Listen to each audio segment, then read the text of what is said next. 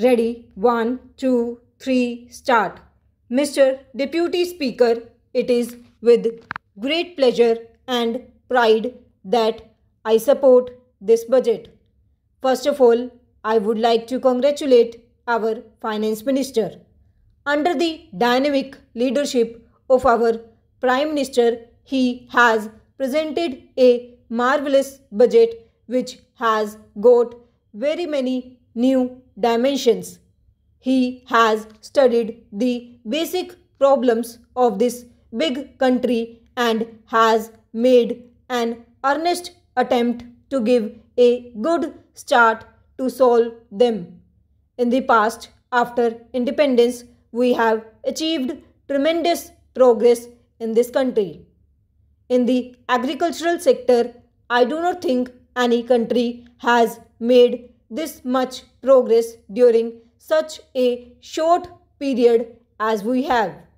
In the industrial sector, also a country which was not producing anything at the time of independence is now producing almost everything that is comparable to that of a developed country. Para, sir, due to shortage of time, I do not want to go into the details of our achievements. Still, the burning problem in the country is unemployment and underemployment, especially unemployment of the youth. In many countries which claim that there is no unemployment, either they have only a thin population or they are sending the new generation to the agricultural field because they have got even now virgin lands for cultivation. But in India, especially in a state like Kerala, due to overpopulation and scarcity of land, it is not possible.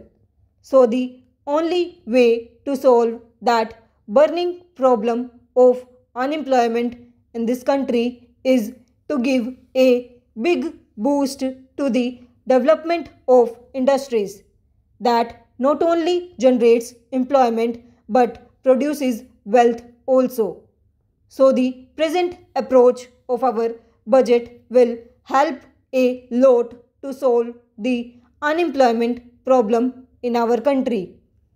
Para, whatever be the criticism, I congratulate this government on its bold steps to boost the growth of Indian industries and to give relief to the poor, low paid, and the farmers. Crop insurance is a long standing demand of our farmers. Even though there are so many practical difficulties for its implementation, the government have boldly decided to prepare a scheme for the same. The leaders of the opposition were also forced to concede certain very good proposals of the budget. For example, my honorable friend has said, I welcome the crop insurance for farmers and assistance to craftsmen. I agree that this budget is sweet and it will cure many of the diseases now in existence in the society. Para, the former finance minister of the Janta government, has also called it intrinsically good budget. My friend has welcomed the increase in the level of bonus for workers from rupees 750 to rupees 600. But I am extremely sorry to note the reaction of our West Bengal Chief Minister. Referring to the raising of income tax exemption limit, he said that the states used to get a share of the tax realization, but now they would be deprived of whatever they had been getting. What does it mean? It means that the West Bengal Chief Minister is against the raising of the income tax exemption limit. Para, since all the different aspects of the budget have been discussed in detail, I do not want to repeat all those things again. In spite of all these things and in spite of all this progress and developments we have achieved in the past, I would say that we must prepare concrete proposals and schemes to find employment for all and provide homes for all the homeless.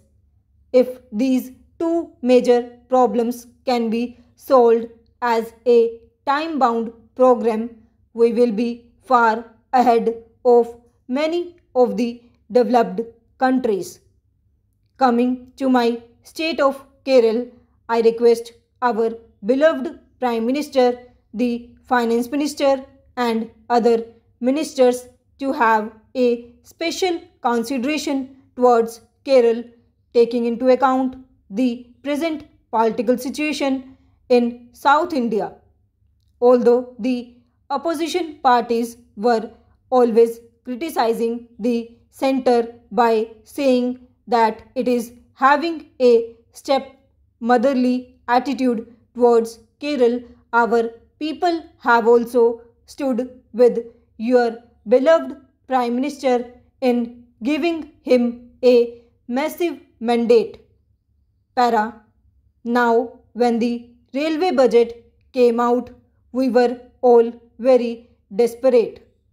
But at the same time, we have given our representation to the Prime Minister and the Railway Minister, and I hope that something will be done to find more funds for ongoing schemes and the scheme pending with the Government of India. I am happy to note that more funds have been allotted for the development of tourism in the country. Kerala, as you know, is a beautiful state where there is much scope for the development of tourism.